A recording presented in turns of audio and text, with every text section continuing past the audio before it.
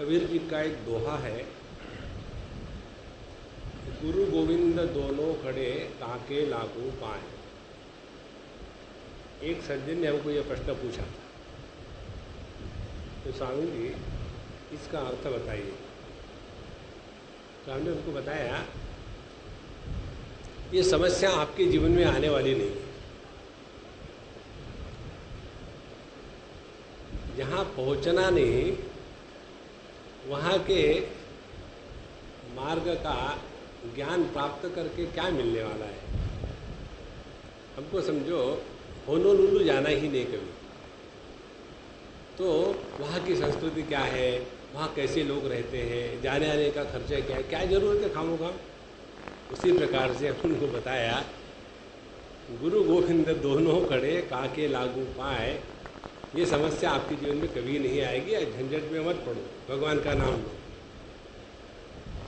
देखो, भगवान तो नित्य उपलब्ध है, काल का परिच्छेद नहीं। भगवान सर्वत्र उपलब्ध है, देश का परिच्छेद नहीं। भगवान सभी परिस्थिति में है, परिस्थिति का परिच्छेद नहीं। भगवान सभी वस्तुओं में है, परिच्छेद नहीं। और फिर भी भगवान के होने से कुछ नहीं होता। जो आदमी दुखी है, क्या उसके हृदय में भगवान नहीं? भगवान तो है वहाँ। तो ऐसे भगवान क्या काम के, जो होते हुए भी हमारे दुखों को नहीं मिटा सकते? देखो महाराज, बड़ी पते की बात है। हमारे ध्रुव ने बचपन में ही 5.5 साल की उम्र में भगवान के दर्शन कर लिए थे, और उसके बाद भी उनके जीवन में एक जो सबसे भयानक चीज़ है वो नष्ट नहीं हुई, और वो है क्रोध। देखो, तो इस क्रोध के कारण व्यक्ति का जीवन नष्ट हो जाता है।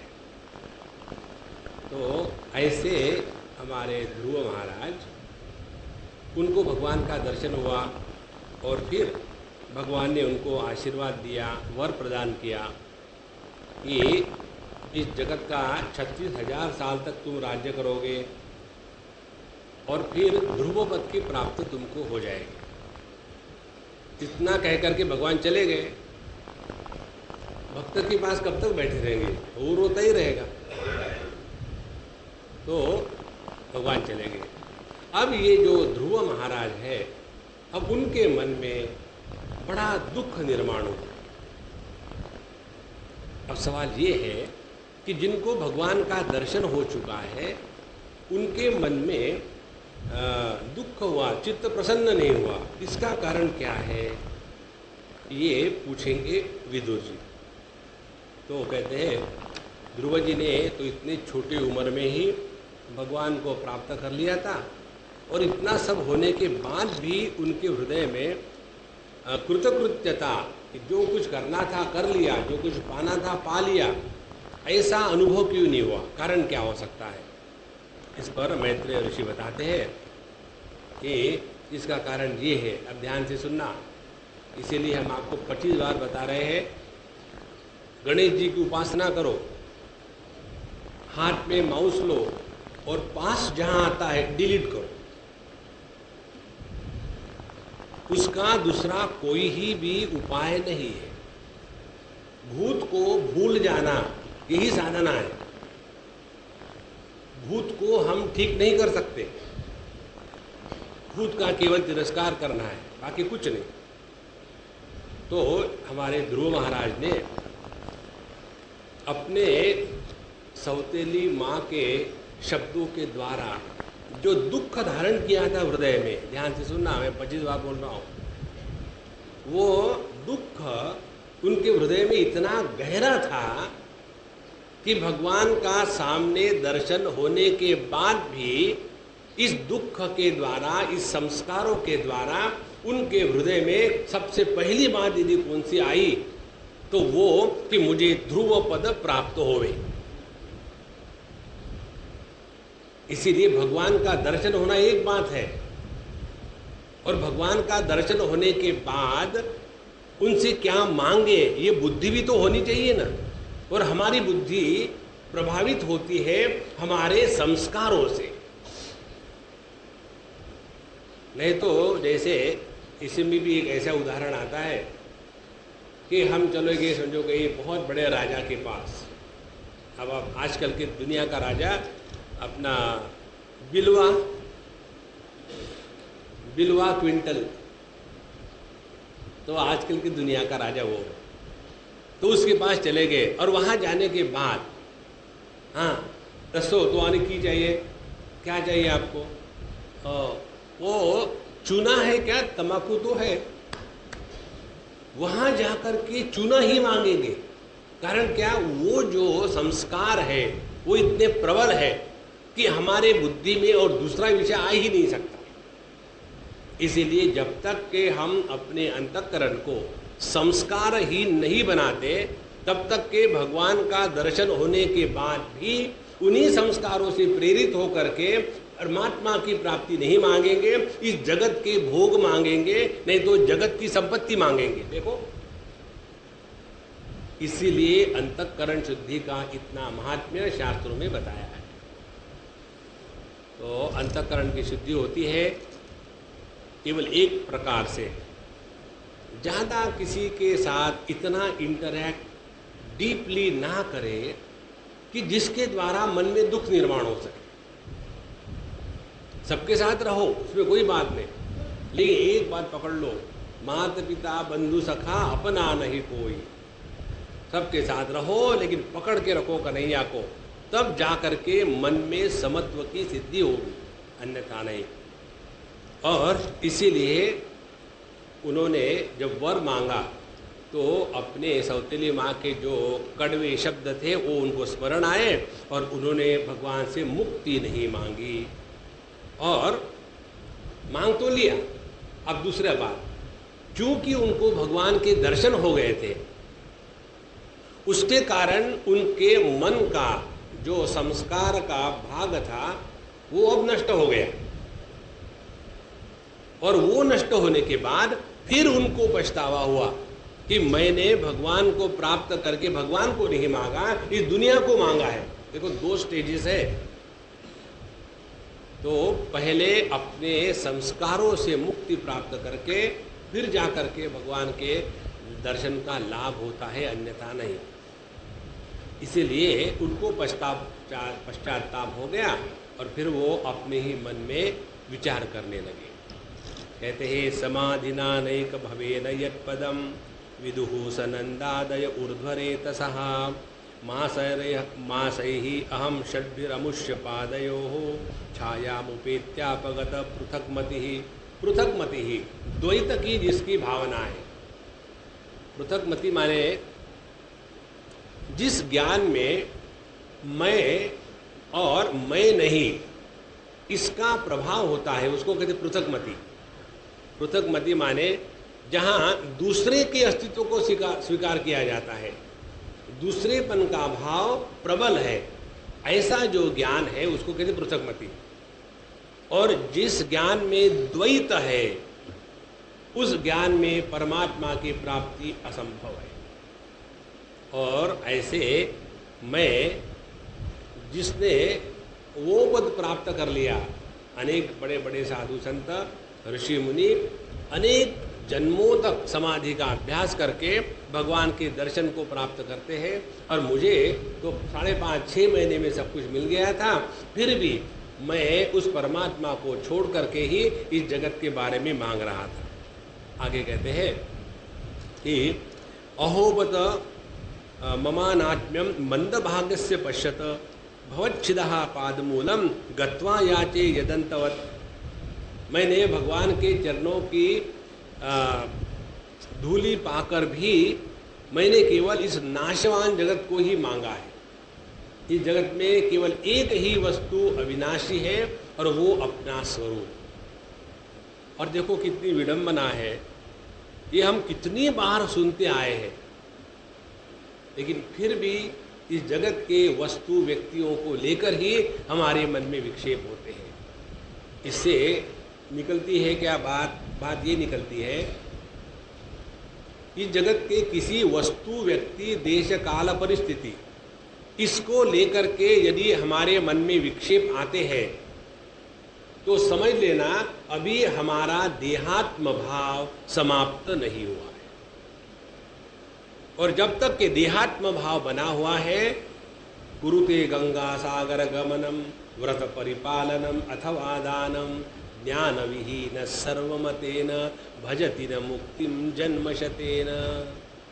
देखो महाराज, पूरा का पूरा ध्यान इसी तरफ रहे। किसी ने कुछ अच्छा बुरा कहा, मन में खटखट हो गई तो समझ लेना देहात्म भाव बना हुआ है। और मानापमानयो हो प्रशांतस्य, मान अपमान के द्वारा जिसके अंतःकरण में विक्षेप निर्माण नहीं होते, परमात्मा समाहितः, उसको तो प्रभु की प्राप्ति मानो हो ही गई है। देखो, और ऐसा मैं मंदभाग्य मूर्ख, मैंने इस संसार को ही मांग लिया। और ये जो मेरे बुद्धि में ऐसे कुछ संस्कार हैं और इसके कारण व्यक्ति दूसरों को बदनाम करना शुरू कर देता है। देखो ध्रुव जी क्या कहते हैं, कहते हैं मतिर विदूषिता दैवैहि पतद्भिः असहिष्णुभिः, मेरे बुद्धि को भ्रष्ट कर दिया है उन स्वर्ग के देवताओं ने कि ये कहीं अच्छी चीज न मांग ले, इसीलिए उसके मन में, मेरे मन में उन्होंने जगत को मांगने के लिए मांग लिया, बता दिया। इस प्रकार से हम अपने दोष का आरोपण दूसरों पर करते हैं। और इसके बाद मुझे मालूम तो है इस जगत में परमात्मा के सिवा दूसरी कोई वस्तु है ही नहीं, फिर भी पता नहीं मैंने ऐसा क्यों मांग लिया। कहते हैं स्वाराजम यच्छतो मौढ़्यात् मानो में भिक्षितावत ईश्वरात् क्षीण पुण्येन फलीकारा निवाधनः। जैसे कहते हैं कोई व्यक्ति एक बहुत बड़े राजा सम्राट चक्रवर्ती उसके पास चले जावे और राजा ने पूछा बताओ तुमको क्या चाहिए, उसने कहा मुझे चावल की कंजी चाहिए, तो उसको क्या करेंगे।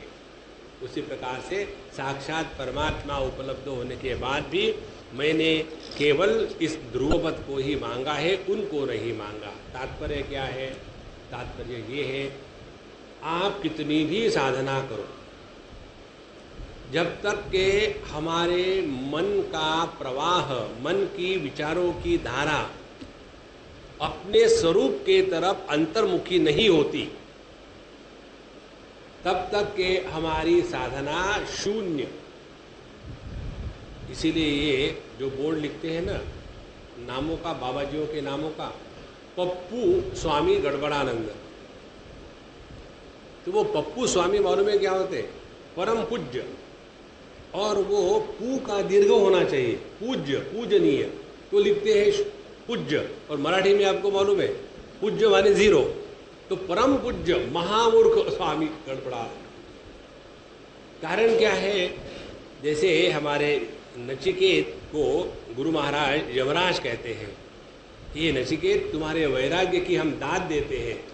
हमने भी जब साधना करी और उस समय हमने मांगा क्या कि यमराज का पद मांगा, और तुम वो हो कि इन सब का तिरस्कार करके आत्म तत्व के सिवा तुम्हारे मन में कुछ नहीं आता। इसीलिए हे मेरे शिष्य, तुम तो मेरे से भी बढ़कर हो।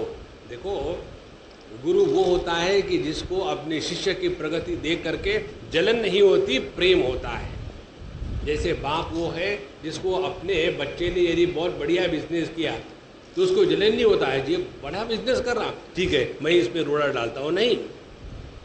तो इस प्रकार से वो अपने मन में विचार करने लगे कि देखो मैंने अपने सब जीवन की साधना को खराब कर दिया है। इस पर अब मैत्रेय जी बात करते हैं कि न वै मुकुंदस्य पदारविंदयोः रजोजुषस्तात भवदृशा जनाः वाञ्छन्ति तद्दास्य मृत्यर्थ आत्मनः यदृच्छया लब्ध मनस्समृद्धयः। जिनका मन भगवान के चरणारविंद में लग गया है, ऐसे जो भगवान के भक्त है वो इस जगत के किसी भी वस्तु व्यक्ति के प्रति एक तो आकर्षित नहीं होते, दूसरी अपेक्षा नहीं रखते और तीसरा उसका संग्रह नहीं करते। 3 बात। जहाँ हमारे बुद्धि में, हमारे मन में जगत के प्रति महात्म्य है, तभी दान धर्म की बातें होती है। देखो 2 स्थितियाँ हैं। जब हम दान करते हैं तो जगत के वस्तुओं के प्रति हमारे मन में महात्म्य है, और जब हम त्याग करते हैं तो वस्तुओं के प्रति जो महात्म्य है वो समाप्त हो गया। इसीलिए दान से बढ़कर के त्याग की भावना महत्व की है। जब समझो हमने किसी को 100 रुपये दिए, उदाहरण है, मैं किसी को देता नहीं बाबा, क्योंकि once you are decided you are at a receiving end, how can you give you, so receive everything. तो यदि हमने किसी को 100 रुपये दिए तो हमारे मन में क्या कल्पना होगी, बेचारा विद्यार्थी है, उसको कुछ पुस्तक खरीद लेगा या कहीं काम आ जाएगा उसके। माने हमने जिस वस्तु का दान किया है उस वस्तु में अभी मूल्य जैसा का तैसा बना हुआ है।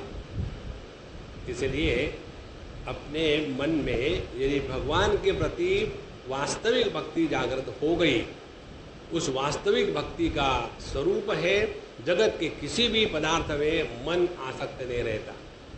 अभी हम गए थे रांची, चिंत्या रहते थे, दोनों मियाँ बीवी, लड़की एक शादी होके चली गई, तो बड़ा आनंद। हमेशा यही बात, कोई एक्स्ट्रा एक चीज दिखी तो तुरंत फेंक देंगे, नथिंग सेकंड। दीवार में एक कील भी एक्स्ट्रा नहीं है। जब मैं अपने खूंटी पर एक कपड़े टांगने जाता था तो ढूंढता, हाँ कहीं कुछ नहीं, नथिंग, एब्सोल्युटली। तो समझो कहीं हमने कागज फाड़ दिया तो फेंकने के पहले लेकर के घर के बाहर, ऐसे नहीं कि कूड़े में डाले, घर के बाहर एकदम कुछ नहीं रखना, साफ सुथरा, मिनिमम थिंग्स। तो मैंने कहा राजकुमार जी महाराज, भगवान की असीम दया है तुम पर, क्या अच्छा है तुमको एक ही पत्नी है, दूसरे को फेंक देते। अच्छा है तुमको एक ही बच्चा है, दूसरे को फेंक देते। और उनके पूरे घर में देखेंगे आप, सब कुछ है, ऐसा नहीं कि समथिंग लैकिंग, सब कुछ है, लेकिन मिनिमम। तो जितना हमारे मन में परमात्मा के प्रति भाव जागृत हो जाएगा, उतना आप देखेंगे कि जगत के वस्तुओं में मन नहीं अटकता। ऐसी बात मैत्रेय जी ऋषि कह रहे। और उसके बाद अब कहानी में आते हैं कि यह जो राजा थे उत्तानपाद, अब वो, उनको जब पता चला कि ध्रुव आ रहे तो उनका विश्वास ही नहीं हो सकता कि मेरे जैसे अभागी को ये भाग्य कैसे प्राप्त होगा कि मेरा पुत्र वापस आ रहा है। लेकिन फिर उनको नारद जी के आशीर्वाद की याद आई और फिर वो आगे गए और जब अपने पुत्र को देखा तो बड़े खुश हो गए। उन्होंने योग्य प्रकार से उसका स्वागत किया और ध्रुव जी ने अपने पिता को, अपनी माताओं को नमस्कार किया और सभी माता ने इत्यादि ने, विशेष करके सुरुचि ने, जिसके कारण वो जंगल में गए थे, उन्होंने उनको आशीर्वाद दिया कि बहुत जियो चिरम जीवेति, बहुत जियो चिरंजीव रहो। और इसके ऊपर में हमारे मैत्रेय ऋषि की कमेंट्री देखो क्या है। कहते हैं यस्य प्रसन्नो भगवान गुणैर्मित्र्यादिभिर्हरिः तस्मै नमन्ति भूतानि निम्नम आप इव स्वयं। कहते हैं कि जिस व्यक्ति के जीवन में मैत्री इत्यादि गुणों के द्वारा भगवान की भक्ति जागृत हो जाती है, पेज नंबर 422 श्लोक नंबर 47, अध्याय 9वां, चतुर्थ स्कंद। घबरा रहे थे, कहाँ गया कहाँ गया कहाँ गया कहाँ। तो मैत्रेय ऋषि कहते हैं कि जिसके जीवन में भगवान के प्रति भक्ति मैत्री इत्यादि के रूप में अभिव्यक्त होती है। देखो भगवान की भक्ति का स्वरूप क्या बताया है, अद्वेष्टा सर्वभूतानां मैत्र करुण एव च। तो ये जो 33 लक्षण बताए हैं 12वें अध्याय में, जो भगवान का भक्त है उसके 33 लक्षण बताए हैं। तो इन लक्षणों के अनुसार जो भगवान की भक्ति करता है, ये बहुत महत्व की बात है। तो भगवान की भक्ति माने पूरा मेकअप हो गया, डंडे खड़े हो गए, ये हो गया, और सब मालाएं सब पहन ली, कपड़े बदल लिए और कमंडलू खड़ा, उससे कुछ नहीं होने वाला है। उसे हाँ 2 टाइम की रोटी मिल जाएगी, नहीं कैसे होने वाला, जरूर मिल जाएगी। लेकिन असली जो भगवान के भक्ति का स्वरूप है, जो 12वें अध्याय में बताए हैं, अद्वेष्टा सर्वभूताना, पहला लक्षण, किसी के भी प्रति सपने में भी मजाक में भी एक बार भी द्वेष की भावना नहीं है, वो मेरा भक्त है भगवान। देखो, अपने अंतःकरण के शुद्धि को हम बहुत कम महत्व देते हैं। सबसे ज्यादा ऊंची चीज, अपने जीवन की सर्वश्रेष्ठ संपत्ति यदि कोई होगी तो अपने अंतःकरण की पवित्रता। और अंतःकरण के पवित्रता को कहते हैं कि अपने अंतःकरण में समत्वम योग उच्यते।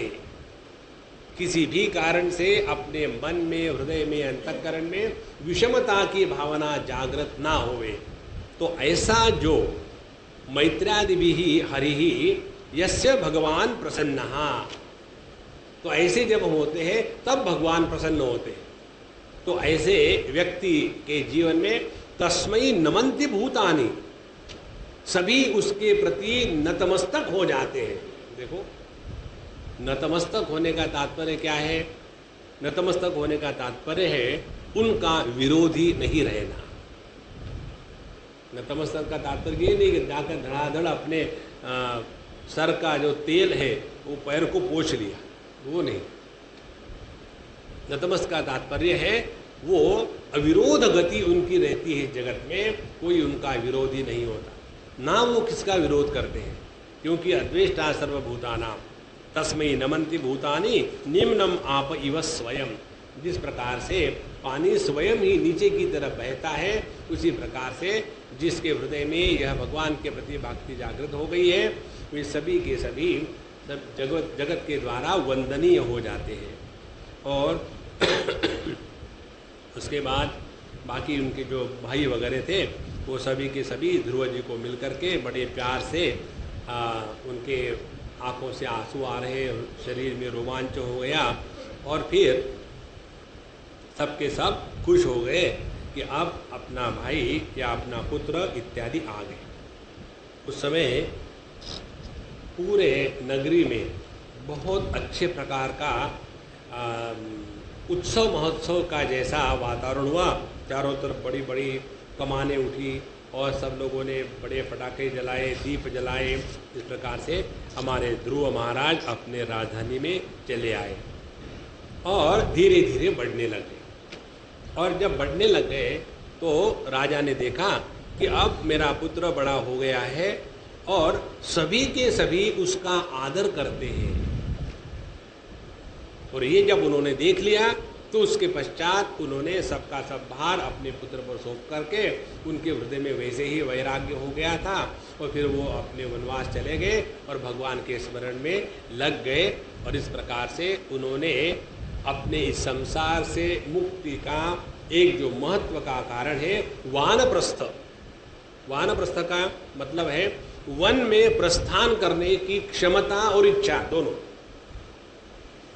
जब तक के हम एक दिन अपने जीवन में आना चाहिए, इनफ इज इनफ, बहुत हो गया। कब तक के यही लड़का का लड़के बिजनेस है, कह हट जाओ बाबा, इसमें बहुत हो गया। अपने मन को इतना प्रभु में लगा देवे कि जगत की कोई वस्तु का प्रभाव नहीं हो। और यदि हम थोड़ा सूक्ष्मता से विचार करें तो देखेंगे जिस जिस वस्तु को हमने मेरा अपना करके पकड़ रखा था, उसी के कारण हमको जीवन में दुख हुआ है। तो दुख का कारण वो वस्तु नहीं है, दुख का कारण वो व्यक्ति नहीं है, दुख का कारण है हमारी उसके प्रति जो ममता है, उसके कारण दुखी होते हैं। तो क्या करें, सबको छोड़ के चले जाओ आपके साथ? मुझे एक पत्र आया, स्वामी जी आपका लेक्चर सुन के मुझे बहुत अच्छा लगता है और हम केरला में हमेशा आपका टीवी पर सुनते रहते हैं, इसीलिए हम आपके आश्रम में आकर के रहना चाहते हैं, जल्दी मुझे उत्तर दीजिए। तो मैं कल्पना कर रहा था कि मेरे छोटे से घोंसले में एक भोसले घुस गया। जैसे कि बाबा वहाँ मत आओ, जहाँ है वहीं रहो, अपने घर को आश्रम बनाओ।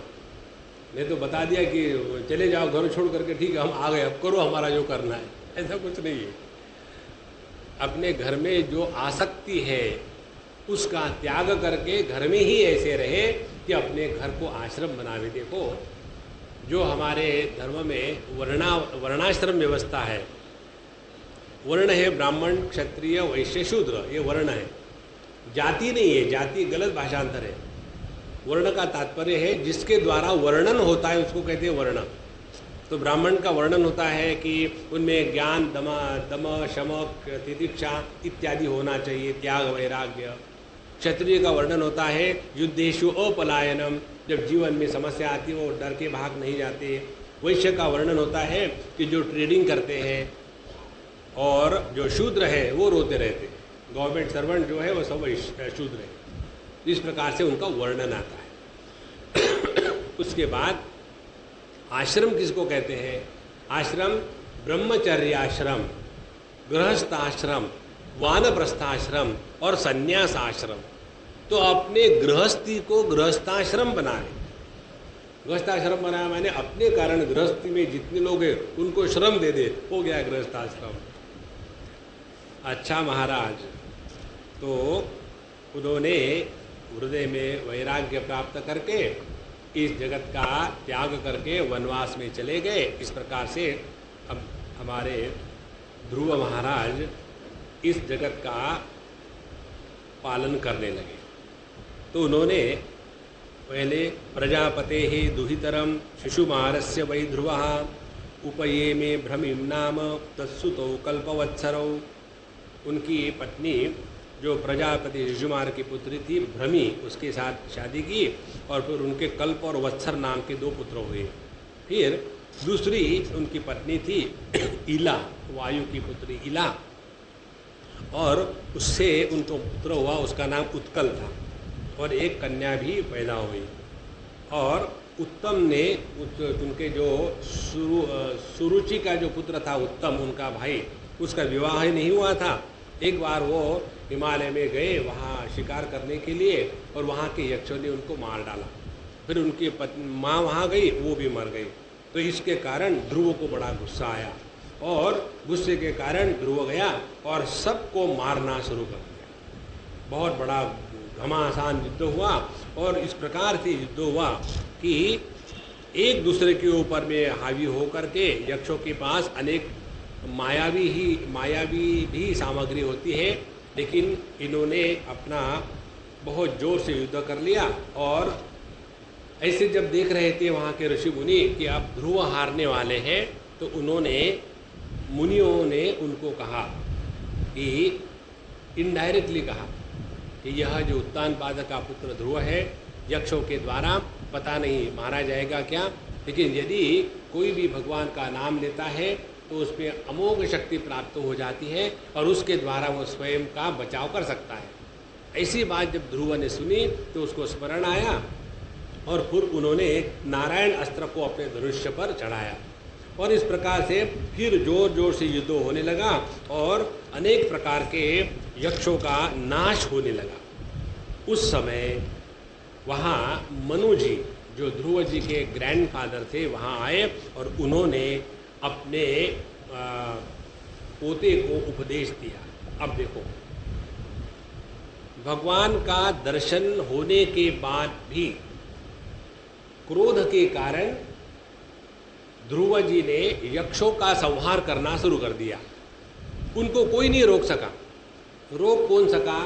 जो भगवान के नितांत भक्त है, भगवान मनु महाराज, उन्होंने आकर के ध्रुव को उपदेश किया। इसीलिए हमारे जीवन में उपदेश के रूप में जो संत महात्मा आते हैं उन्हीं के द्वारा हमारा भला हो सकता है, बाकी किसी के द्वारा भला नहीं हो सकता। इसीलिए उसको भागवत महापुराण कहते हैं। हम जहाँ जहाँ ये प्रसंग आएगा आपको बताएंगे कि भगवान का दर्शन हुआ, सब कुछ ठीक हुआ, लेकिन अपना जीवन कैसा है? जीवन तो वैसा का वैसा ही है ना। एक बार हम शायद पूना या कहीं तो भी थे, तो वहाँ हमको किसी ने पूछा, स्वामी जी देखो हमारे भगवान सत्य साई बाबा की समिति के अमुक अमुक लोग हैं और वो लोग इस प्रकार से व्यवहार करते हैं, तो हमको बड़ा खटकता है कि बाबा के कृपा पात्र होने के बाद भी उनका व्यवहार ऐसा क्यों है। तो हमने उनको यही उत्तर दिया, देखो अपने भागवत महापुराण के प्रमाण के अनुसार भगवान का दर्शन एक बात है और जीवन को सुधारना दूसरी बात है। और जीवन का सुधार होता है सत्संगत्वे निसंगत्वम। नहीं तो जिस जिंदे भगवान को हम उनके विग्रह में देखते हैं वही तो भगवान हमारे घर में जो मूर्तियां हैं उसमें भी तो वही भगवान है। भगवान में कोई फर्क थोड़ा है। कॉन्शियस भगवान है, इनर्ट भगवान वो नहीं होता। लेकिन सवाल ये है कि हम पर उसका क्या प्रभाव है। यदि हमारी चमड़ी गेंडे की है, गेंडा ब्रांड चमड़ी, तो उसके ऊपर भगवान भी कुछ नहीं कर सकेंगे। इसलिए अपने आप को सुधारना चाहिए। ये बात हमारे गुरुजन हमको बताते हैं।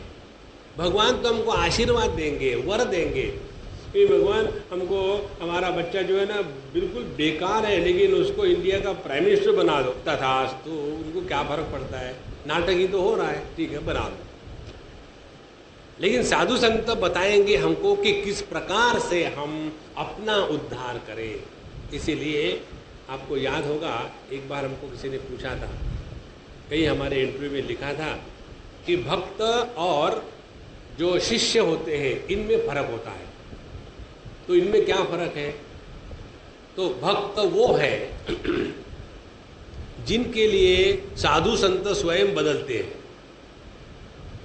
और शिष्य वो है जो साधु संतों के कहने के अनुसार अपने आप को बदलने के लिए तैयार है और समर्थ है।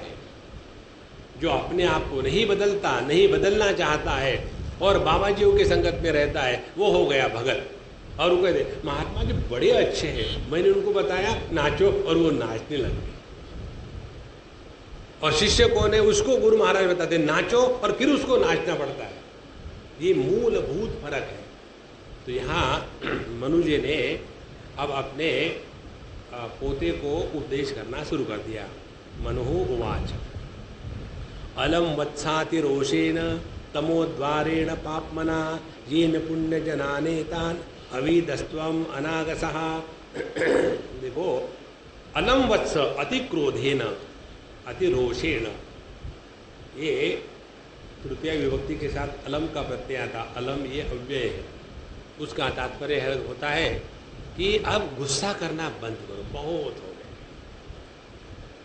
क्यों कि ये क्रोध क्या है? यह तमोद्वारेण पापमना, ये हमको नरक में पहुंचाता है। आज के इस कथा प्रसंग से एक ही बात हम सब लोग सीखेंगे। कौन सी बात?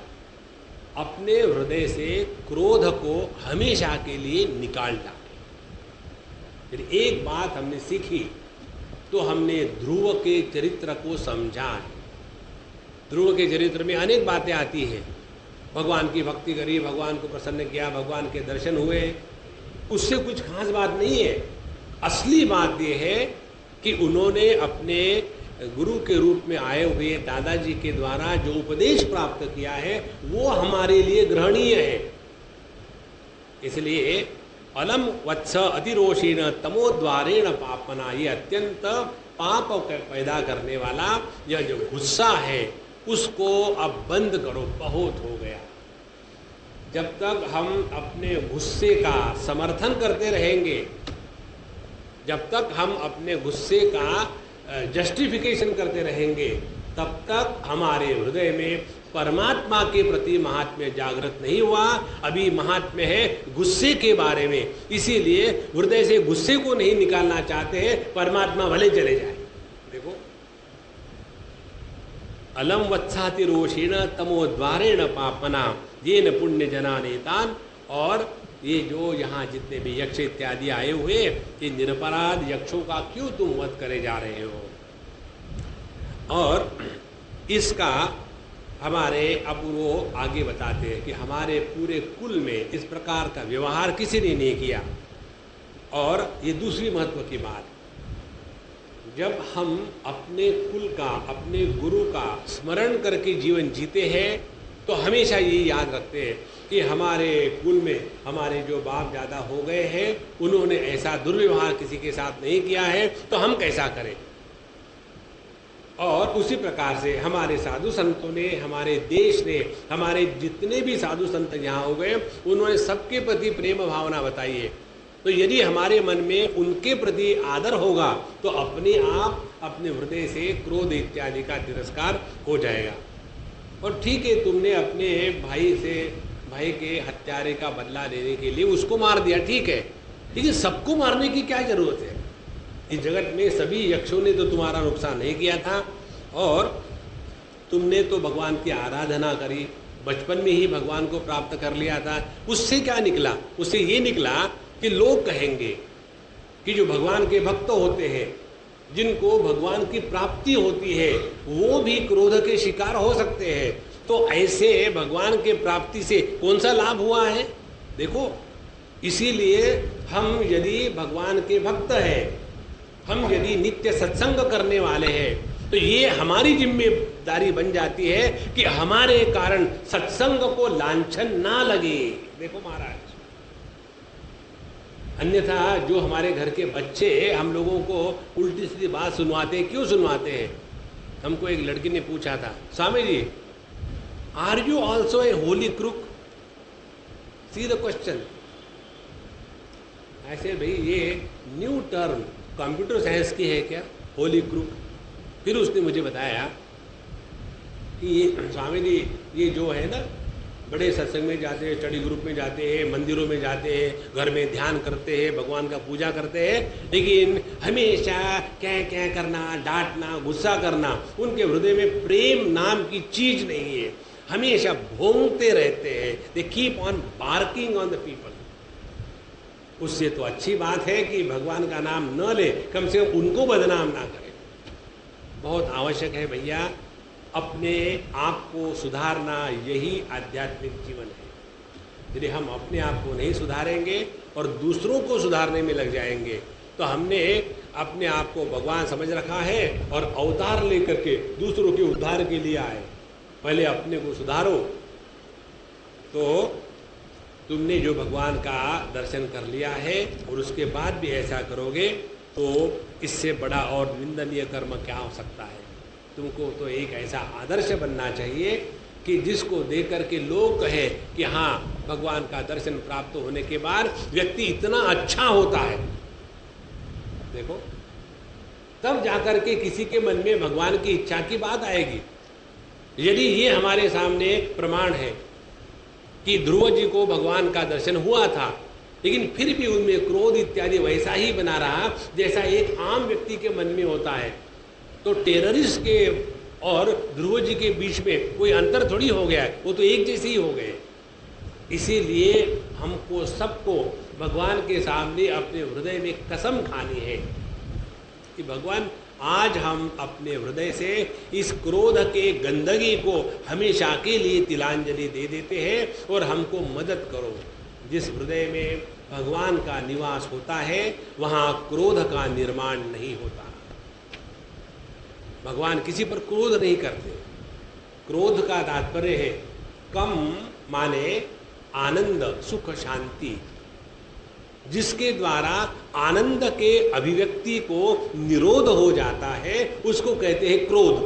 देखो, क्रोधी व्यक्ति कभी भी आनंदित नहीं रह सकता। कोई ऐसा कहे मुझे बड़ा गुस्सा आ रहा है लेकिन मैं बड़ा खुश हूं, सवाल ही नहीं।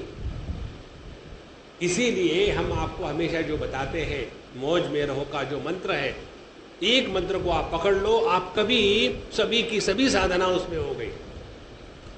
प्रसन्न चेतसो याशु बुद्धि परि अवतिष्ठते, जो प्रसन्न चेतस है उसकी बुद्धि परि परमात्मनि अवतिष्ठते, वही बुद्धि परमात्मा को ग्रहण करने की सक्षम होती है, अन्यथा नहीं। अच्छा, आगे बताते हैं कि ये जो 12वां 13वां श्लोक है ये भी बहुत सुंदर है। कहते हैं सत्वम हरे हरे ही अनुध्यानात् तत्पुंसामपि सम्मतः कथम त्वन्य कृतवान् अनुशिक्षन् सतामृतम तितिक्षया करुणया मैत्र्या चाखिल जंतुषु समत्वेन च सर्वात्मा भगवान संप्रसीदति। भगवान की जिनको प्राप्ति करनी है उनके लिए ये साधना बताते हैं। कौन सी साधना? 4 साधना बताते हैं। पहली साधना तितिक्षया,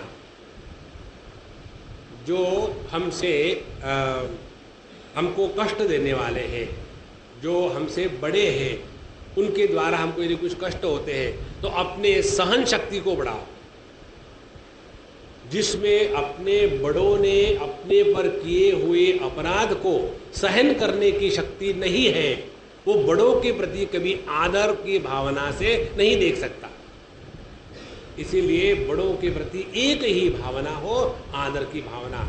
और हमारे हृदय में यदि आदर को जागृत रखना है तो हृदय में तितिक्षा चाहिए। तितिक्षा चाहिए माने जीवन के कष्ट को समझदारी के साथ और हंसते हुए स्वीकार करने की क्षमता को कहते हैं तितिक्षा। करुणया, जो हमसे छोटे हैं, जिनके द्वारा अनेक अपराध हो सकते हैं और होते हैं, उनके प्रति क्षमा की, प्रेम की भावना हो। और मैत्र्या, जो हमारे हम उम्र है, हमारी जैसी है, उनके द्वारा अच्छा बुरा कुछ हो जाता है तो जैसा एक दोस्त दूसरे को माफ़ कर देता है, उसको हम स्वीकार कर ले जैसा है वैसा है।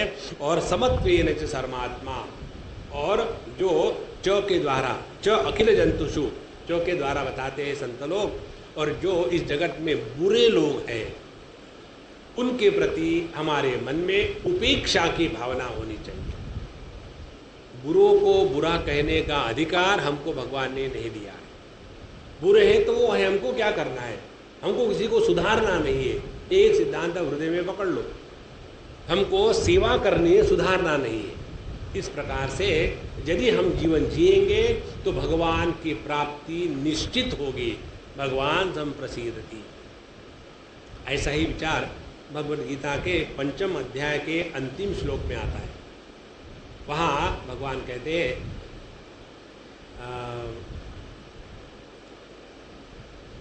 मैं यज्ञ और तपस्या इसका भोक्ता हूँ। भोक्तारम यज्ञ तपसा सर्वलोक महेश्वरम सुहृदम सर्वभूतानाम ज्ञात्वा माम शांति मृच्छति। जब हम दूसरों की सेवा करते हैं यज्ञ के द्वारा तो वहाँ भगवान की प्रसन्नता हमको प्राप्त होती है। और जब दूसरे की सेवा करनी है तो अपने जीवन में तपस्या होती है, कष्ट सहने पड़ते हैं। जब अपने जीवन में कष्ट सहते हैं तो भगवान उसके द्वारा प्रसन्न होते हैं। और सर्वलोक महेश्वरम, और ये भगवान कोई ऐसे अहरे गहरे नत्तु खहरे नहीं है, सर्वलोक महेश्वर है। वो इतना होते हुए भी सुहृदम सर्वभूतानाम, हमारे हृदय में हमारे हितैषी के रूप में है। इस प्रकार से भगवान को जिसने पहचान लिया है उसी के जीवन में शांति आती है। देखो तो भगवान की पहचान माने क्या? भगवान की पहचान का ये तात्पर्य है। तो तितिक्षया करुणया मैत्र्या चाखिल जंतुषु समत्वेन च सर्वात्मा भगवान संप्रसीदति। सप्रसन्ने भगवती पुरुषः प्राकृतेर्गुणैः विमुक्तः जीव निर्मुक्तः ब्रह्म निर्वाण मृच्छति। इस प्रकार से संप्रसन्ने भगवती, भगवान का प्रसाद प्राप्त हो गया तो उसका क्या लक्षण है? तो लक्षण उसका बताते हैं पुरुषः प्राकृतैः गुणैः विमुक्तः। फिर उसके जीवन के जो प्रकृति के प्रधानता से जो गुण है, प्रकृति के प्रधानता के गुण कौन से हैं? प्रकृति का एक गुण है विकृति। उसके जीवन से प्राकृत विकृति से हमेशा के लिए मुक्ति प्राप्त हो जाती है, क्योंकि अभी वो तीनों गुणों से ऊपर उठ गया है। 14वें अध्याय में भगवान बताते हैं इस त्रिगुणातीत पुरुष के लक्षण, जो जीवन मुक्त है। वहाँ बताते हैं प्रकाशम च प्रवृत्तिम च मोहमेव च पांडव न निवृत्तानि कांक्षति न प्रवृत्तानि शोचति। अपने जीवन में 3 गुणों का प्रभाव आने के बाद भी, कभी सत्वगुण बड़ा होगा, कभी रजोगुण, कभी तमोगुण, ये आगे पीछे होने के बाद भी जो इसके द्वारा कभी प्रभावित नहीं होता, ऐसा व्यक्ति 3 गुणों के परे है और उसी को जीवन मुक्त कहते हैं। यही बात यहाँ बताते हैं, यदि हमने समत्व की भावना से अपनी भगवान की भक्ति जारी रखी है तो उसके द्वारा हमारा अंतःकरण नित्य निरंतर प्रसन्न रहेगा और ऐसे प्रसन्न अंतःकरण में जगत के किसी भी प्राकृत गुणों का प्रभाव नहीं होगा और ऐसा जीव निर्मुक्त, फिर यह जो जीव है हमेशा के लिए प्रकृति के परे जाएगा और ब्रह्म निर्वाण मृच्छति, उसके जीवन में पर ब्रह्म का जो ब्रह्मात्मैक्य बोध है उसकी निष्ठा प्राप्त होगी। इस प्रकार से भगवान ने ध्रुव जी को, मनु भगवान ने ध्रुव जी को समझाया। अच्छा, एक बात एक महत्व की समझ लें यहाँ आगे जाने के पहले, जब हम भक्तों के या साधु संतों के इतने गुणगान गा रहे हैं तो क्या हम भगवान को कनिष्ठ बता रहे हैं? मन में ये शंका आ सकती है। तो इसको कैसे समझे? इसको ऐसा समझना है, ये उत्तर हमको एक अवधूत से मिला और उन्होंने हमको बताया, बड़ा विचित्र है। हमको कई बार लोग बताते हैं फ़ोन से पर्सनली मिल करके, स्वामी जी कल रात आप सपने में आए और आपने हमको ऐसा ऐसा बताया और ऐसे ऐसे हमारी समस्या हो गई, so thank you very much for coming in my dream. तो मुझे हमेशा परेशानी होती है, मैं तो अपने कमरे में सोता हूँ, खर्राटे मारते भरता हूँ, मैं तो कहीं जाता नहीं। और किसको पूछे? ये जो कच्चे वेदांती होते हैं ना, पढ़े पढ़ाए, वो कहेंगे कि सपना केवल मन का खेल है। मन का खेल नहीं होता, उसकी भी आगे की स्थिति है। तो इसका किसको पूछे? हमारे मन में ये प्रश्न बहुत परेशान कर रहा था, क्योंकि कितने लोग हमको बताते। तो एक बार एक अवधूत से पाला पड़ा, हम उनके साथ 3-4 दिन रहे भी, पेड़ के नीचे, और उनकी गाय वही, गोबर वही, उनका मूत वही, कीड़े, और मजे में रहे। 3-4 दिन रहे वहाँ, लोटा लेकर के बहिर्गमन करते थे। तो 2-3 दिन के बाद उन्होंने हमको पूछा, हाँ बताइए महात्मा जी। तब तो कुछ नहीं बोले, और जब तक वो नहीं बोले, प्रश्न पूछने का मतलब नहीं, वो एकदम जोर से चिल्लाते थे, झगड़ते थे, क्या करेंगे कोई भरोसा।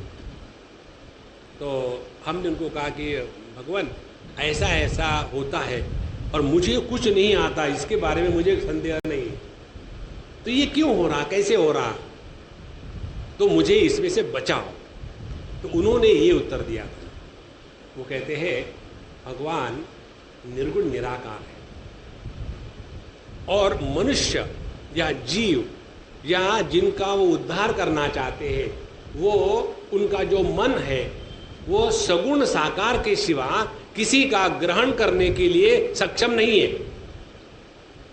निर्गुण निराकार परमात्मा का ग्रहण करने की क्षमता हर एक में नहीं होती। इसीलिए भगवान किसी एक नाम रूप को स्वयं स्वीकार करके उस भक्त के सपने में जाकर के उसको उपदेश करते हैं। देखो, फुल प्रूफ आंसर है। तो उसमें निकला क्या? निकला ये कि हमारे जीवन में भगवान ही आते हैं, लेकिन क्योंकि हम भगवान को पहचानने के लिए नालायक है। भगवान के शब्द हैं भगवद गीता में, अवजानन्ति माम मूढ़ाहा, मूढ़ा माने नालायक, अवजानन्ति माम मूढ़ाहा मानुषीम तनुमाश्रिताः तो मैं ही इस मनुष्य का रूप धारण करके साधु संतों के रूप में जगत का उद्धार करने के लिए आता हूँ। इसलिए जब ये बात कही जाती है साधु संतों के बारे में इतना अच्छा कहा, इसका गलत अर्थ मत निकालना कि भगवान का तिरस्कार या भगवान को कहीं कनिष्ठ बताया जा रहा है। वही परमात्मा साधु संतों के माध्यम से इस जगत का उद्धार करते हैं। इसलिए साधु संत कभी नहीं कहते कि हमने किसी का उद्धार किया है, क्योंकि उद्धार करने के लिए भगवान स्वयं अवतार लेते हैं। इसीलिए साधना क्या है? साधना ये है हमको इस जगत में कुछ प्राप्त करना नहीं, फिर करें क्या? ऐसा रहे कि भगवान को एक माध्यम मिल जावे ताकि वो उस माध्यम से भगवान हमारे माध्यम से इस जगत में अभिव्यक्त हो। और परमात्मा है आनंद स्वरूप। इसीलिए जगत के द्वारा आनंद प्राप्त करने के स्थान पर अपने माध्यम से आनंद की अभिव्यक्ति यदि होने लग गई तो समझ लेना हमने अपने जीवन का उद्धार किया है। भगवान की परेशानी यही है, उनको घर नहीं। इसीलिए उनके जो भक्त, उनको ऐसे भक्त अच्छे लगते हैं अनिकेतः। जिनको घर होता है वो उनको अच्छे नहीं लगते, जिनको घर नहीं होता वो उनको अच्छे लगते हैं। और जैसे अनिकेत जो भक्त है उनके माध्यम से भगवान ही अभिव्यक्त होकर के इस जगत का उद्धार करते हैं। लेकिन ये बात सर्वसाधारण व्यक्ति को समझ में नहीं आती। इसीलिए हम लोग कहते हैं कि साधु संतों के माध्यम से जितना जगत का उद्धार होता है उतना भगवान के द्वारा भी नहीं होता, क्योंकि ये अपनी समझ की कमी है। और बेचारे भगवान उनको अच्छा कहो तो भी ठीक है, उनको बुरा कहो तो भी ठीक है। क्यों? उनको कान नहीं। देखो, अनगढ़िया देवा, हमारे कबीर जी का भजन है ना, कि गढ़े देव को सब कोई पूजे। गढ़ा देव माने वो देव जिसका आकार है, नाम रूप है। तो गढ़े देव को सब कोई पूजे, और बेचारा अनगढ़िया जो देव है उसको कोई पूछता तक नहीं। इसीलिए वही भगवान नाम रूप का आधार लेकर के साधु संतों के माध्यम से इस जगत का उद्धार करता है। इतना होने के बाद अब वो अपने पौत्र को उपदेश करते हैं। और ये उपदेश कैसा है? ये उपदेश ऐसा है कि जिसके द्वारा हमारा मन शांत होकर के परमात्मा के चरणों में लगे। अब जरा ध्यान से सुनना। विचार करने की प्रक्रिया ऐसी होनी चाहिए कि जिसके द्वारा हम अपने विचारों के जंजाल में फंसे न रहे। विचार तो सभी करते हैं, लेकिन क्या वो विचार हमको विचारों से मुक्ति दे रहे हैं या वो विचार हमको विचारों में फंसा रहे हैं? इसको देखना है। जो विचार हमको अपने ही विचारों में फंसाते हैं उसको विचार नहीं कहते हैं, उसको विकार कहते हैं। जैसे हमारे मन में इच्छा हुई, क्या इच्छा हुई कि हमको बद्रीनाथ जाना है, हो गए। उसके बाद किसी कारण से बद्रीनाथ जाना संभव नहीं हुआ तो दुख हुआ, गुस्सा आया, जिसके कारण हम नहीं जा सके उसके प्रति गुस्सा आया और मुंह फुला के बैठे हैं। तो बद्रीनाथ को जाने की जो इच्छा है ये विकार है। समझ लेना नहीं चाहिए इसको। और यदि हमारी भगवान के प्रति पूर्ण समर्पण वृत्ति है तो क्या होगा? यही होगा कि हम जा सके तो प्रभु की इच्छा से। नहीं जा सकते, जब उनकी रजा नहीं है तो हम कहाँ जावे? हमको रजा नहीं मिलेगी। पहले उनकी रजा होनी चाहिए, फिर हमको रजा मिलती है, नहीं तो नहीं मिलती। रजा माने कैजुअल लीव। इसलिए उन्होंने अब ये जो अगला वर्णन है, इस वर्णन में ये विचारधारा बताई है कि जिसके द्वारा दुखी व्यक्ति अपने दुख का तिरस्कार करके तत्व में या परमात्मा के प्रति समर्पित हो सकता है। तो कहते हैं भूत ही पंचभीराब्ध ही योषित पुरुषः एव ही। अब ये पंच महाभूतों का मिलन होकर के देह बनते हैं। और उसी देह को स्त्री पुरुष कहते हैं, और उसी स्त्री पुरुष के द्वारा दूसरे स्त्री पुरुष उत्पन्न होते हैं। इस प्रकार से ये प्रकृति में हमेशा की तरह चल रहा है, और इस संपूर्ण जगत के जो निर्माण करता है भगवान, वही जगत का अभिन्न निमित्त उपादान कारण है। और इस प्रकृति को भगवान काल रूप धारण करके, हमने कपिल गीता में देखा था, भगवान का एक रूप जो है वो काल रूप है। तो इसी काल के द्वारा प्रभावित होकर के इस पंचमहाभूतों में भिन्न प्रकार के क्षोभ निर्माण होकर के इस संपूर्ण सृष्टि का निर्माण होता है। और सृष्टि का निर्माण करने के बाद भगवान ही इस सृष्टि में प्रवेश करके जीव रूप से रहते हैं, और उसके बाद अनेक प्रकार के अच्छे बुरे कर्म होते हैं। तो ध्यान से सुनना, जब तक हमारे हृदय में कर्तृत्वाभिमान जिंदा है तब तक इस सिद्धांत का त्याग नहीं करना। कौन सा सिद्धांत? कि जो कुछ हमको अपने जीवन में सुख दुख के रूप में प्राप्त हो रहा है उसके लिए हम स्वयं जिम्मेदार हैं, ना तो हमारे पड़ोसी, ना तो पति, ना तो पत्नी, ना तो दूसरा कोई जिम्मेदार है। अपने ही कर्मों के फल के रूप में जीवन में सुख दुख की प्राप्ति होती है। यदि इस सिद्धांत को पकड़ के रखो तो आप देखेंगे पत्नी होने के बाद भी दुखी नहीं होंगे और पति होने के बाद भी फ्रस्ट्रेटेड नहीं होंगे। जीवन में एकदम नया सवेरा आ जाएगा। यही कहते हैं हाँ कि प्रत्येक व्यक्ति अपने जीवन के जो अच्छे बुरे कर्म हैं उसी के अनुसार सुख दुख के भोग भोगते रहते हैं। और परमात्मा इन सभी कार्य कारण कर्म कर्म फल इसके परे है। इसलिए हमको भगवान को जानने के लिए प्रयत्न करना है, यही जीवन का मूल तात्पर्य है। तो उस भगवान को कैसे जानेंगे? कर्म के द्वारा नहीं। न कर्मणा न प्रजया धनेन त्यागे नैके अमृतत्व मानसो। 100 million times दिस मंत्र हैव बीन चैंटेड। लेकिन त्यागी नहीं का उसी को भूल जाते हैं। त्याग किसका करना है? ध्यान से सुनो, कपड़े का त्याग, घर का त्याग, उसको त्याग नहीं कहते। त्याग कहते हैं अपनी गलत धारणाओं का त्याग करना है। हमने अपने आप को देह मान के रखा है, उसका त्याग करना है। हमने अपने आप को इंटेलिजेंट मान के रखा है, उसका त्याग करना है। हमने अपने आप को सुखी दुखी मान के रखा है, उसका त्याग करना है। जिस जिस उपाधि के साथ तादात्म्य होकर के हमने अपने आप को परिच्छिन्न रूप में स्वीकार किया है, उसका त्याग करना है। बाकी के चीजों का त्याग से कोई मतलब नहीं। और जब तक कि ये बात हृदय में नहीं बैठेगी, कौन सी बात? अपनी धारणाओं को जो गलत है इस समय, उसका त्याग जब तक नहीं करेंगे तब तक के अमृतत्व की प्राप्ति नहीं होगी। अभी हमारी धारणा क्या है? हम देह के अंदर में बैठ करके इस जगत का सुख दुख भोग रहे हैं, ये हमारी धारणा इस समय। असलियत क्या है? अब जब हम लोग पृथ्वी पर हैं और जाकर के हम लोग मुंबई में हैं तो देख सकते हैं, जो लोग मुंबई में नहीं है उनको समुद्र दिखता नहीं, तो ऐसे सोचते हैं कि जमीन में गड्ढा किया और वहाँ पानी आया, तो जमीन में पानी है। ये हमारा धारणा इस समय की। असल में क्या है? पानी में जमीन है।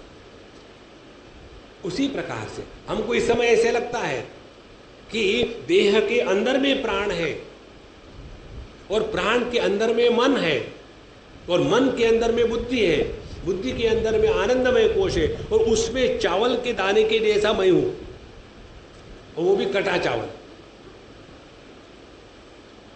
अरे भगवान, ऐसी बात नहीं है। ये एकदम विपरीत है, उल्टा है।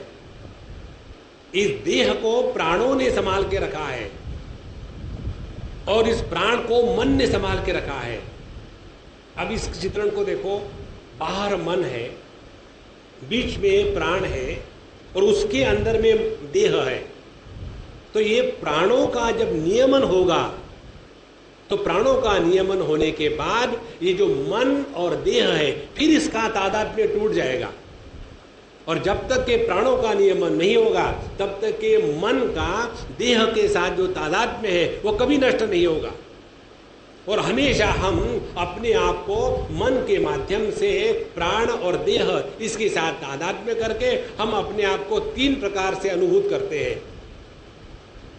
मन के साथ तादात्म्य करके अपने को सुखी दुखी अनुभूत करते हैं, और प्राण के साथ तादात्म्य करके हम अपने आप को भूखा प्यासा अनुभूत करते हैं, और देह के साथ तादात्म्य करके जरा और मृत्यु इसका अनुभव करते हैं। और इस प्रकार से हमने अपने परिपूर्ण भाव का त्याग करके परिच्छिन्नता में आके फंस गए हैं। इस गलत धारणा को बदलने के लिए ऐसा विचार करना चाहिए जैसा हमारे मनु महाराज ने ध्रुव जी को किया था। इस उपदेश के द्वारा ही हम अपने विचारों को बदल करके तत्व में निष्ठा प्राप्त कर सकते हैं, अन्यथा नहीं। तो उनकी काल शक्ति के द्वारा इस सभी गुणों में क्षोभ निर्माण होकर के जगत की रचना होती है, और उसी में फिर वो प्रवेश करके जीव भाव से रहते हैं। और इस प्रकार से समझेंगे तो हमको ये समझ में आएगा, इस जगत में कोई किसी को मारता नहीं, कोई किसी को जिलाता नहीं, कोई किसी का नुकसान नहीं करता, कोई किसी को मदद नहीं करता। देखो 24वें श्लोक में कहते हैं, न चैते पुत्र का भ्रातु हंतारो धनदानुगहाम सर विसर्गादानया स्तोतात पुंसो दैवम ही कारणम।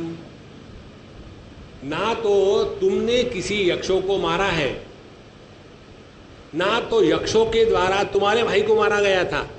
देखो, ये तो प्रभु की लीला चल रही है, इसमें अपने आप को फंसाओ मत, राणा प्रताप मत बनो। आपको राणा प्रताप की कहानी बताई थी ना हमने, राणा प्रताप मत बनना। अपना काम हो गया, पूरा कस्ट्यूम निकाल करके ग्रीन हाउस में, ग्रीन रूम में उसको दे देना, ले भाई, और आपने बीड़ी और थैला उठा करके भिंडी खरीद के घर चले जाना, बस उसी में सुखी रहो। नहीं तो वही अपने आप को देह मान के बैठे और उसी में दुखी होते रहते। इसीलिए इस जगत के साथ व्यवहार करते समय 2-3 बातों का ध्यान रखना है।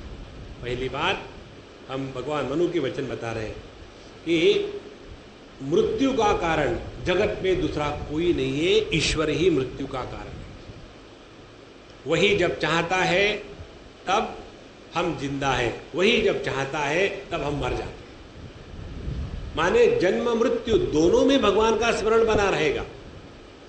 और भगवान बड़े चालाक है, क्या करते हैं वो मृत्यु के लिए किसी भी व्यक्ति ने भगवान को दोषी नहीं ठहराया, तुरंत पोस्टमार्टम करके कहते हैं इनकी किडनी फेल हो गई इसलिए मर गया। भगवान हंसते, अरे बेवकूफ, जब मैं चाहता हूं तब ये जिंदा रह सकता है, जब मैं नहीं चाहता तो ये जिंदा नहीं रह सकता। इसका तात्पर्य ये निकला कि अपने जीवन के प्रत्येक सांस के साथ माने 1000 बीबियाँ है तो उनके हजारों सांसें, वैसी बात नहीं है। प्रत्येक रेस्पिरेशन के साथ परमात्मा का स्मरण बना रहे। और दूसरी बात बताते हैं कि यदि हमने इस प्रकार से अपने मन को लगाया प्रभु में, तो कर्म और कर्म के फल फिर हमको परेशान नहीं करेंगे। अब इसका दोनों का समन्वय देखो। हमने जो पहले अच्छा बुरा किया है कर्तृत्वाभिमान से, उसी के कारण हमको ये प्रारब्धवश देह प्राप्त हुआ। जैसे फैन को पहले ऑन किया था, स्विच ऑफ कर दिया, स्विच ऑफ करने के बाद भी फैन थोड़े समय तक घूमता ही रहता है, रुकता नहीं। उसी प्रकार से प्रारब्ध के सूत्रों से प्रणीत ये जो देह है, जब तक के प्रारब्ध की गति है तब तक के चलता रहेगा, उसको कोई नहीं रोक सकता आगे। लेकिन यदि हमको इस समय समझ में आया भगवान की कृपा से कि हम देह नहीं है, कर्तृत्वाभिमानी नहीं है, तो हमारा अब इस देह के माध्यम से जितने भी अच्छे बुरे भोग होंगे उसके साथ तादात्म्य नहीं होगा। और इसीलिए साधु संतों के जीवन में भी दुख आते हैं, लेकिन वो दुखी नहीं बनते। देखो, तो दुख आने का कारण क्या है? पहले के जो प्रारब्ध का प्रवाह है उसमें बहे चले जा रहे हैं, वो होगा ही होगा, उसको कोई नहीं रोक सकता। इस प्रकार से इन दोनों को समझ करके चले तो हमारा मन प्रभु में लगेगा। और इस प्रकार से उन्होंने भगवान के बारे में बताया। और जितना कर्मी भक्त बनता है और भक्त शांत बनता है और शांत निर्विकल्प समाधि में रहता है और निर्विकल्प समाधि जब परिपक्व हो जाती है तब अपने स्वरूप का भान हो जाता है। हम अपना आत्मरूप से अपने आप को पहचानते हैं और उसी को कहते हैं जीवन मुक्ति। इस प्रकार से अपने हृदय में जो अविद्या काम कर्म की गांठें हैं, अविद्या अपने स्वरूप को नहीं पहचानना, उसके कारण मन में कामनाओं का निर्माण होना और कामनाओं का परिवर्तन होना कर्म में, ये तीनों को मिला करके उसको कहते हैं हृदय ग्रंथि। ये हृदय ग्रंथि कट जाती है और फिर हम अपने स्वरूप में जो है वही रहते हैं। इस प्रकार से मैंने आगे कहते हैं 31वें श्लोक में, संयच्छ रोषम भद्रम ते प्रतीपम श्रेयसां परम श्रुतेन भूयशा राजन अगदेन यथामयम। अगदेन यथामयम, अमयम, जिस प्रकार से दवाई के द्वारा रोग का निवारण होता है उसी प्रकार से हे राजन, मैंने तुमको जो उपदेश किया है उसके ऊपर मनन करो। श्रवण के बाद मनन का महात्म्य बहुत है। एक बार हमारे स्वामी जी की जो होली गीता है वो किसी को देनी थी, तो सज्जन हमको कहे स्वामी जी इस पर कुछ लिख दो। हमने कहा इसमें इतना लिखा है उसको तो पढ़ लो, और लिखने की क्या जरूरत है। नहीं, उसके ऊपर कुछ लिख दो। ये पता नहीं कहाँ से दिमाग में आता है, उसके ऊपर लिख दो। तो हमने उसको लिख दिया, 1 घंटा पढ़ाई करो गीता की, उसके बाद 22.5 घंटा मनन करो, 30.5 घंटे हो गए, और आधा घंटा ध्यान करो। स्वामी जी ध्यान केवल आधा ही घंटा करना है, तो 30.5 घंटे ध्यान करो, ध्यान हो जाएगा। ये मराठी में ध्यान का अर्थ दूसरा भी है, आधा ध्यान। When the husbands come in the Maharashtrian house, this is the code word. हम तो ध्यान आला है। जो वहाँ महाराष्ट्रीयन नहीं होते, केवल राष्ट्रीय होते। महाराष्ट्र माने महाकोला, महाक्रोधी, सब एक ही जैसा है। नारायण, इस प्रकार से कि यह जो तुमको बताया है इसके ऊपर तुमसे विचार करो ठीक से, और महत्व की बात अपने क्रोध को शांत करो। देखो कितनी महत्व की बात है। क्रोधी व्यक्ति चिंतन नहीं कर सकता, क्रोधी व्यक्ति ठीक से विचार नहीं कर सकता, क्रोधी व्यक्ति जगत में सफलता प्राप्त नहीं कर सकता, क्रोधी व्यक्ति के कोई दोस्त नहीं होते, क्रोधी व्यक्ति को उसके जो अपने हैं वो उसका तिरस्कार करते हैं। क्रोधी व्यक्ति स्वयं तो दुखी रहता ही है, दूसरे को भी दुखी बनाता है। इसीलिए हे ध्रुव, अपने क्रोध को शांत करो बाबा। और आगे बताते हैं 32वें श्लोक में, पुरुषात् लोकः उद्विजते भृशम। जो व्यक्ति क्रोध से परिपूर्ण होता है उससे लोग तंग आ जाते हैं, उद्वेग को प्राप्त होते हैं। और मेरा भक्त कौन है? यस्मान्नो द्विजते लोकः। मेरा भक्त वो है कि जिसके द्वारा किसी को भी उद्वेग प्राप्त ना होवे। देखो भैया, ये बहुत महत्व की बात है। अपना अस्तित्व ऐसा होवे कि जिसके द्वारा हरेक को शांति और ठंडक मिले,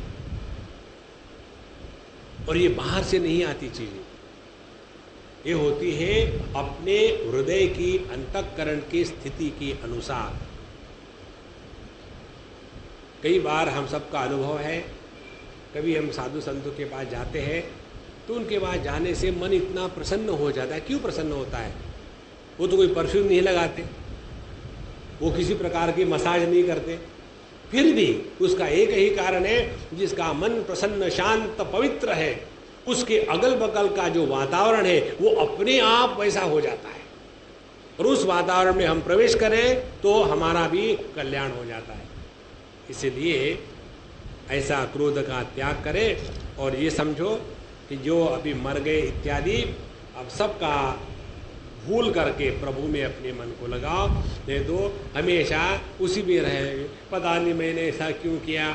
कई बार माताएं करती है ना कि पहले बच्चों को डांटेगी, मारेगी और फिर रोती रहेगी अपने आप में। एक लड़की ने मुझे बताया, स्वामी जी मैं अपनी माँ से परेशान हूँ। मैंने तुम पहली लड़की ने, हर एक परेशान है।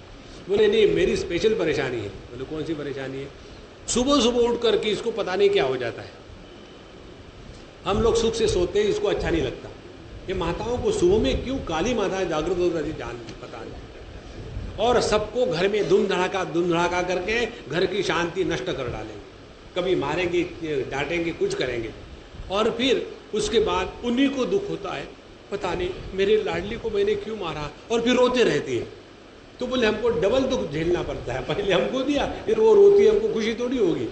तो इनको आप समझाओ कि केवल मारो लेकिन रो मत, नहीं तो रो भी मत, मारो भी मत। डबल डबल दुख सुबह सुबह डबल देकर नो ली।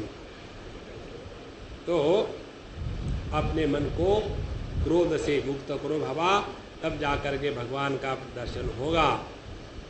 इतना होने के बाद मनु महाराज अपना लेक्चर खत्म करके चले गए। और फिर एक बड़ी महत्व की बात मनु महाराज ने उनको कही थी। तुमने यक्षों को, यक्षों का राजे है कुबेर।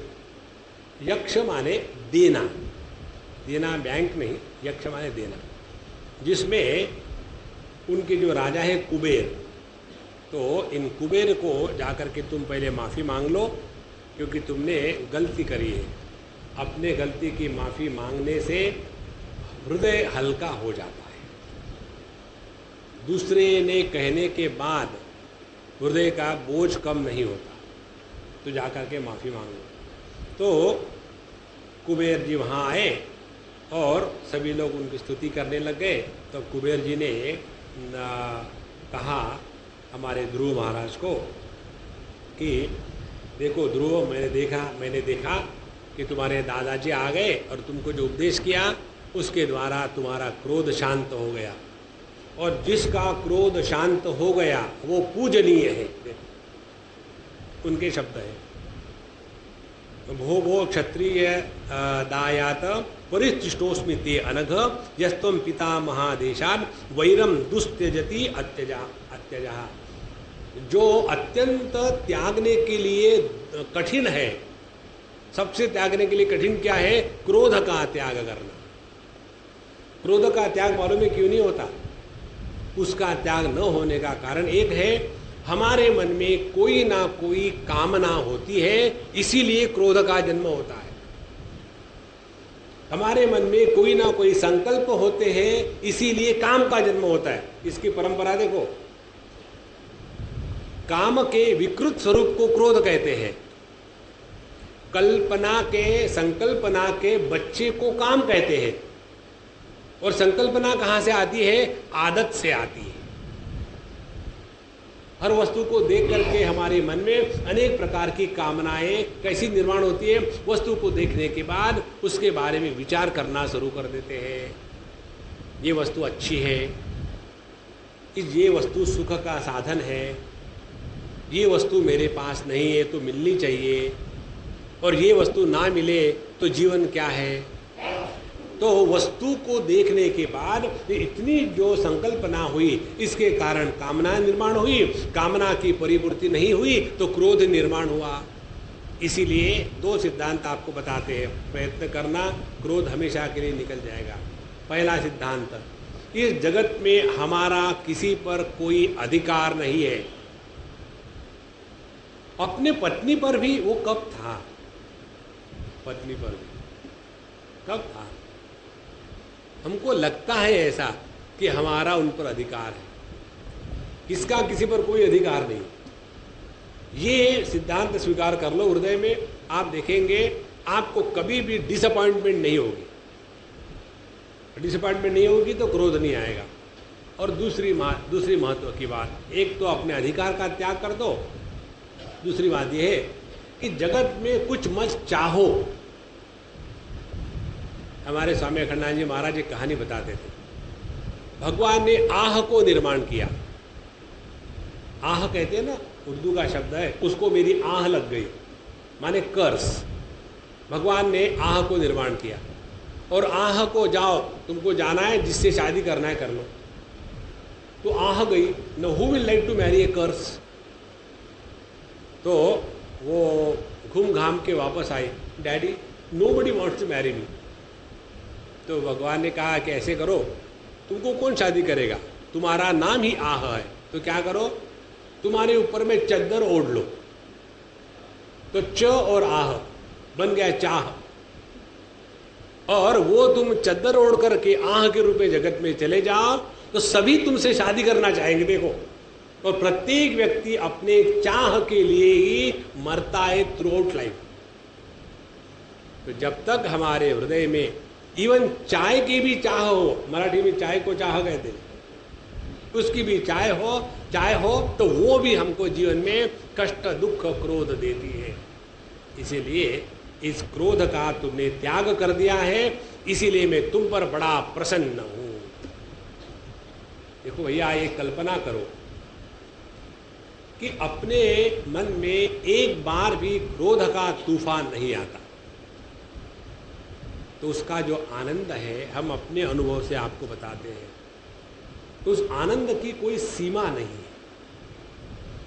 हमको किसी पर कोई अधिकार नहीं, हमको जगत में कुछ प्राप्तव्य नहीं, हमारा जगत में कोई प्रयोजन नहीं है। हम जब इस जगत में नहीं थे तो जगत में कुछ कमी नहीं थी, हम जब चले जाएंगे तो जगत खाली नहीं होगा, तो हमारे रहने से जगत भरा भी नहीं है। इसको पूर्णता से एकदम हृदय में उतार लो, तब जाकर के हमारे माध्यम से जो करवाना है भगवान को, वो भगवान करवाएंगे। जितना ये आपका विचार दृढ़ रहेगा उतनी आपकी साधना चल रही है। ये तो हाथ में माला लेकर के झटक झटक के वो ऐसे अड़ जाती है, टेढ़ी हो जाती है, पता नहीं ऐसा क्यों होता है, कृष्णा कृष्णा कृष्णा कृष्णा कृष्णा कृष्णा। वो सब करो, अच्छा दिखता है, लेकिन आवश्यक बात इस चीज की है कि अपने मन को शांत पवित्र रखो बाबा। अच्छा, कहते हैं कि न भवान अधित्यक्षान्न यथा भ्रातरम तव काल एव ही भूतानां प्रभु अप्यय भावयो हो। तुम ये मत समझना ध्रुव कि तुमने यक्षों को मारा है, ये ऐसी बात नहीं है। देखो कुबेर जी कह रहे हैं, हालांकि मारा था यक्ष ध्रुव जी ने, लेकिन कहते कि देखो ऐसा मत बुरा समझना कि तुमने मारा है, ये तो भगवान की इच्छा से हुआ है। अब देखो इसमें से कैसा सुंदर निकला सिद्धांत। य एनम वेत्ति हंतारम यश्चैनम मन्यते हतम उभौ तौ न विजानीतः नायम हंति न हन्यते। भगवद गीता के द्वितीय अध्याय में भगवान कठोपनिषद के श्लोकों को चुरा करके बोलते हैं, उनका चुराने का स्वभाव है, इसीलिए कहीं मेंशन नहीं किया ब्रैकेट कठोपनिषद। वो भी तो उन्होंने बताया है, और किसने बताया? तो जो ये सोचता है कि मैंने किसका भला बुरा किया है, और जो ये सोचता है किसी ने मेरा भला बुरा किया है, दोनों बेवकूफ हैं। नायम उभौ तो न विजानीतः, ये जो संस्कृत के शब्द है ना, इसका प्रभाव नहीं होता है ना। किसी को अज्ञानी कहो तो उसको लगे ठीक है, ज्ञान का भाई तो है, लेकिन जब बेवकूफ़ कहो तो थोड़ा हिल जाता आदमी, अच्छा इसको बेवकूफ़ भी कहते हैं। तो ये अपने मन से तुम भावना निकाल डालो कि तुम्हारे कारण यक्ष मारे गए और तुमने उनको मारा है। ये इसका कारण ये है कि हम अपने आप को देह मान के बैठे हैं और उसी में फंस करके ऐसे सोचते हैं कि हम किसका भला बुरा कर रहे हैं। तो करे क्या, अपने मन को भगवान में लगाओ और उनके नामस्मरण करते रहो, भजन करो, और वही हमको ये त्रिगुणात्मिका शक्ति से बाहर ले जाएंगे और हमको परमात्मा की प्राप्ति हो जाएगी। इसीलिए मैं तुमसे प्रसन्न हूँ, अब बताओ तुमको क्या वर चाहिए, मैं तुमको वर दे दूँ। और उन्होंने फिर कहा कि मुझे वर मांगो, और फिर उसको लेकर के मैत्रेय जी अब प्रसंग को जारी रखते हैं। तो उन्होंने क्या वर मांगा, ध्रुव जी ने, कहते हैं हरौ स वव्रेहे अचलिताम स्मृतिम यया तरत्ति अयत्नेन दुरत्ययम तमहा। उन्होंने वर यही मांगा कि भगवान किसी भी कारण से मेरे हृदय से भगवान की स्मृति नष्ट हो न होवे। भगवान के विस्मृति को कहते हैं दुख, भगवान के विस्मृति को कहते हैं पाप, भगवान के विस्मृति को कहते हैं प्रारब्ध, भगवान के विस्मृति को कहते हैं नरक, भगवान के विस्मृति को कहते हैं हमने अपने जीवन का सत्यानाश किया, भगवान के विस्मृति को कहते हैं अशांति। तो कहते हैं भगवान आपकी स्मृति हमारे हृदय में बनी रहे, जिसके द्वारा हम इस संसार सागर को पार कर जाए। इस प्रकार से उन्होंने वर प्राप्त करके फिर कुबेर जी वहाँ से चले गए, अंतर्धान हो गए और ध्रुव जी भी अपनी राजधानी में लौट आए। तो इसीलिए वही भगवान सबके कर्म फलदाता है। तो उन्होंने उस भगवान को प्रसन्न करने के लिए अनेक प्रकार के कर्मों का अनुष्ठान किया, यज्ञ का अनुष्ठान किया और इस प्रकार से उन्होंने 36,000 साल तक इस पृथ्वी का शासन किया। और जब बहुत साल बीत गए तो उन्होंने अपने जो पुत्र था, दूसरी इला से उत्पन्न पुत्र उत्कल, उसको राज्य सिंहासन सौंप दिया और यह स्वप्न, अब यह जो जगत है ये स्वप्न के जैसा है, उसमें अपने आप को शरीर, स्त्री, पुत्र, मित्र, सेना, खजाना इत्यादि चक्र में न फंसा करके वहाँ से निकल गए और बद्रिकाश्रम पहुँच गए। और वहाँ बद्रिकाश्रम में पहुँच करके उन्होंने अपने जीवन की अंतिम समाधि लगाई और स्नान भी किया उन्होंने। तस्याम विशुद्ध कर्णः शिववर्गिगाय बद्ध्वा आसनम जित मरुहु मनसा अभृताक्षः। उन्होंने आसन ठीक से लगाया, प्राणायाम के द्वारा अपने प्राणों को जीत लिया, मन इंद्रियों को इकट्ठा किया, भगवान के विराट रूप में लगाया, फिर निर्विकल्प समाधि में वो लीन हो गए। इस प्रकार से उनके हृदय में अखंड भगवान की भक्ति का प्रवाह बना रहा और ऐसा धीरे धीरे उनका यहाँ तक हुआ कि उन्होंने अपने नाम रूप का भी विस्मरण कर लिया कि मैं ध्रुव हूँ, मैं राजा था, ये भी सब कुछ उनके मन से निकल गया। और उस समय उन्होंने देखा कि आकाश से एक विमान आ रहा है और बड़ा दिव्य विमान, उसमें पार्षद थे सुनंद और नंद। उन्होंने आकर के उनको कहा कि चलो भगवान ने आपको ले जाने के लिए विमान भेजा है, उसमें बैठो। जब वो बैठने के लिए गए तो वहाँ मृत्यु देवता आ गई। तो जब मृत्यु देवता आ गए, क्योंकि कोई भी जाता है पृथ्वी को छोड़ करके तो लेने के लिए मृत्यु देवता आ जाती है। तो जैसे मृत्यु आई तो ध्रुव ने मृत्यु के सर के ऊपर में पैर रख करके उस विमान में प्रवेश किया और फिर वो आगे जाने लगे भगवान के विष्णु धाम में। विमान का तात्पर्य है जिसके अंतःकरण से सभी मान समाप्त हो गए हैं, वो विमान में आरूढ़ हुआ। हमारे कौन से मान हैं? पहला मान है काल का। मैं पिछले 40 साल से 16 साल की हूँ, तो ये हो गया काल का नाम। हमने अपने आप को काल के द्वारा परिच्छिन्न कर लिया है। मैं 4 फुट लंबा 6 फुट चौड़ा हूँ, ये हो गया देश का माप, इसके परे मैं नहीं हूँ। फिर वस्तु का माप, मेरा वजन 2 टन है, तो ये हो गया वस्तु का माप। मैं यहाँ हूँ, वहाँ नहीं है। इस प्रकार से हमने अपने आप को नाप के रखा है। जिसने इन सभी मानों से परे चला गया है वही है विमान। माने जिसका देह तादात्म्य भाव समाप्त हो गया है, जिसने प्राणों के साथ तादात्म्य समाप्त कर दिया है, जिसने मन बुद्धि चित्त अहंकार इसके परे अपने को पहचान लिया है, वही व्यक्ति विमान में आरूढ़ होने के लिए अधिकारी है, बाकी नहीं। इस प्रकार से जब ये जा रहे थे तो उनको अपने माँ की याद आई कि देखो मेरी माँ सुनी थी, वो तो बेचारी पीछे ही रहेगी, उसका क्या होगा। तो उन्होंने बताया कि देखो तुम फिक्र मत करो, तुम्हारे आगे तुम्हारी माँ जा रही है, तुम्हारे जैसे सुपुत्र को पैदा करने वाली माँ साधारण नहीं है, तो तुम्हारे आगे आ जा रही है, तुम ज़्यादा उसके बारे में फिक्र मत करना। और जब उन्होंने देखा कि सुनीति भी आगे जा रही है तो उनको भी बड़ा अच्छा लगा। और जाते समय सभी के सभी देवताओं ने वगैरह उनके ऊपर फूल वर्षा की। और उस समय नारद जी ने 3 बड़े सुंदर श्लोक कहे। और वो श्लोक जब नारद जी ने सुनाए कि प्रचेता की यज्ञशाला में वीणा बजा करके नारद जी ने 3 बड़े सुंदर श्लोक सुनाए। और वो श्लोकों में ध्रुव जी की कीर्ति का वर्णन किया। ऐसा जब हुआ तो मैत्रेय जी बताते हैं अगली कथा कि किस प्रकार से इसको कहते हैं फलश्रुति। जो इस ध्रुव जी के कथा का श्रवण करेगा, मनन करेगा, चिंतन करेगा, वो भी अपने जीवन में परमात्मा को प्राप्त होगा।